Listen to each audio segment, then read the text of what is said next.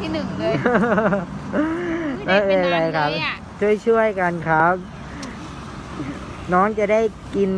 อิ่มๆจะได้อยู่สบาย เนี่ยนอนเลยแหละไม่ดีใจมากเลย ๆ ดีใจจนบอกไม่ถูกเลยว่ะ ป้าก็จะได้ไม่ต้องเหนื่อยกว่าจะแบบ จริงๆไม่ต้องไปคิดอะไรเลยอ่ะนี่ก็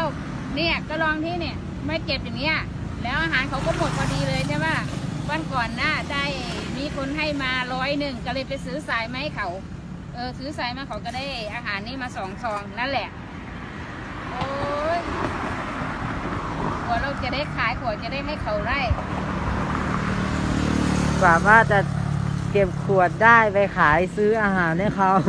ก็อีกหลายวัน อย่างน้อยๆช่วงนี้ก็เอาที่ขายขวดป้าก็จะได้เก็บใช้ของตัวเองอาหารก็จะได้มีกินอยู่ ใช่ค่ะขอบคุณมากๆเลยลูก ครับ ขอบคุณเป็นอย่างสูงเลย ค นี่ รับ ยังไม่เคยเจอเลยเนี่ย ยินดีครับ ยินดีเลยครั โอ้ บ ได้นใจดีมากมากมากจริงๆเลยเนี่ย ครับ ไม่ได้เจอเลยสักทีเลยอย่างเงี้ยพูดไม่ออกมีแต่น้ำตาจะไหลอย่างเดียว ไม่เป็นไรครับช่วยกันอะไรที่ช่วยได้ก็ช่วย โอ้ยดีเลยโอ้ยภูมิใจ